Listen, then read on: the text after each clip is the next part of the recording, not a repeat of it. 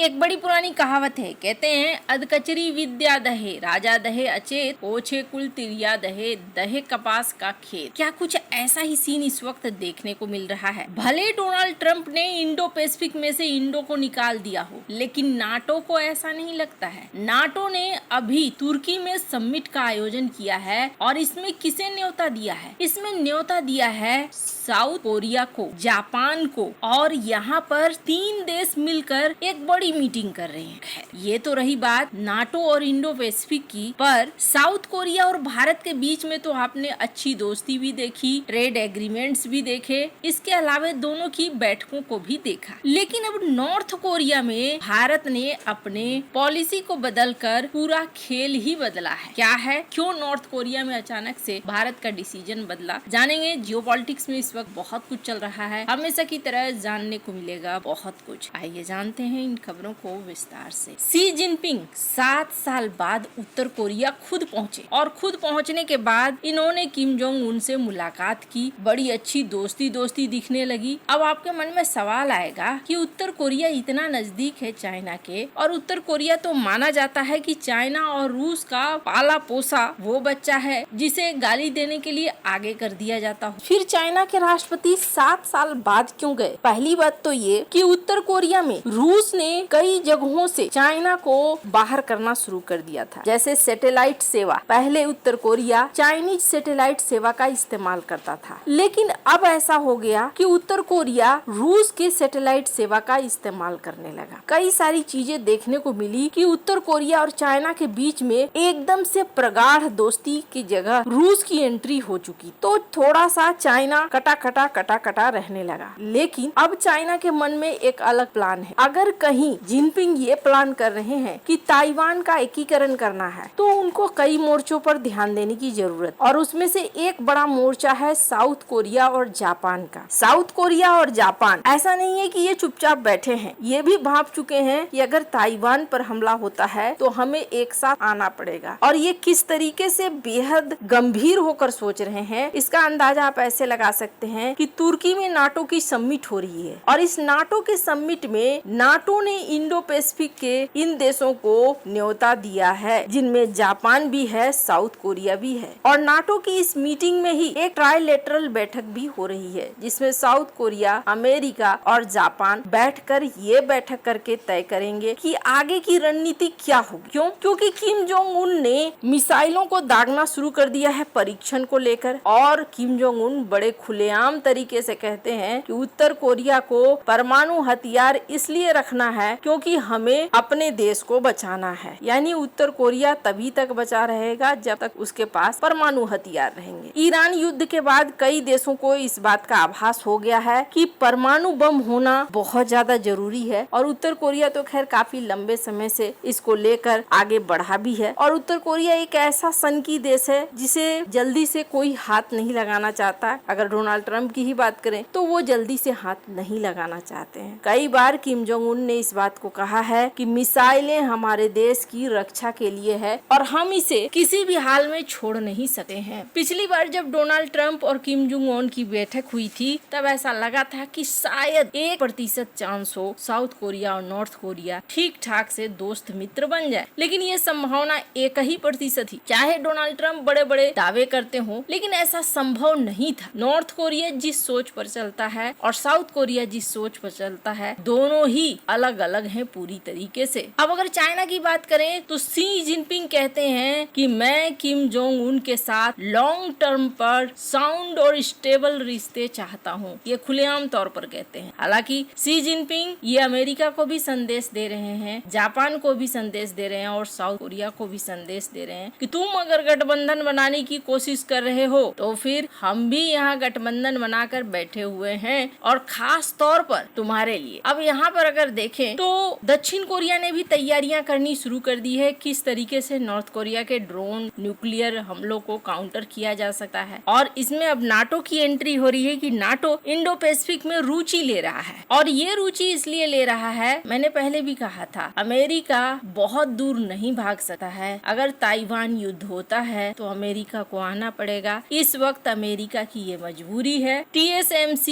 पर पूरी तरीके से अमेरिका की निर्भरता है। उस निर्भरता मित्रता को अमेरिका तुरंत से छोड़ नहीं सकता है। लेकिन अब यहाँ अचानक से एक चीज देखने को मिल रही है और इसे आप कहिए कि भारत कौन सी डिप्लोमेसी कब चल दे, अब दुनिया को भी हैरान करने वाली चीजें हो रही है। अभी जापान की पीएम आई सनाए तकाची और उनको भारत ने ये कहा, पीएम मोदी ने ये कहा कि हम भाई बहन की तरह हैं। वहीं दूसरी तरफ इससे पहले दक्षिण कोरिया के राष्ट्रपति आए, उनके साथ भी भारत के कई एग्रीमेंट्स की घोषणा हुई। इकोनॉमिक तौर पर भी, सैन्य तौर पर भी दोनों देश भारत के लिए बहुत ही नजदीकी हैं। अब यहाँ देखने को मिल रहा है उत्तर कोरिया में भारत अपना नया एम्बेसडर, नया राजदूत भेज रहा है। पहली बात तो ये, उत्तर कोरिया में जब कोरोना महामारी फैली थी तब उत्तर कोरिया में से ज्यादातर दूतावास खाली हो गए और भारत ने फिर पिछले साल एक दूत को भेजा। लेकिन एक ही साल के अंदर भारत ने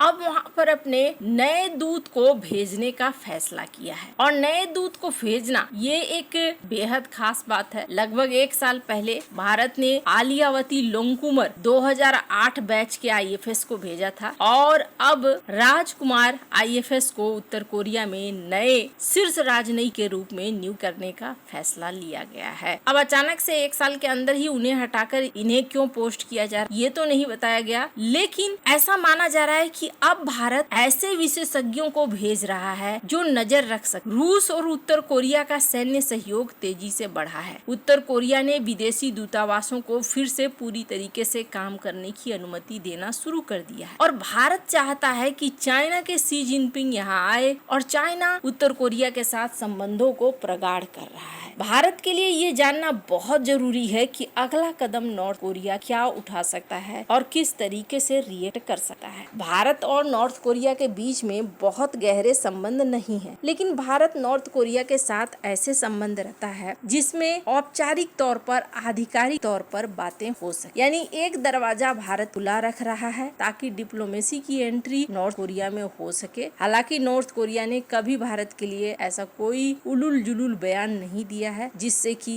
भारत के प्रति उनकी किसी भी तरह की गलत भावना देखने को मिले। वैसे रूस के साथ उत्तर कोरिया की नजदीकी होने की वजह से भारत के लिए भी कुछ रास्ते आसान हैं। आपको क्या लगता है इन सब मामले में, आपकी क्या राय है, कमेंट कर जरूर बताएं। जल्द मिलते हैं अगले वीडियो में नई खबर के साथ।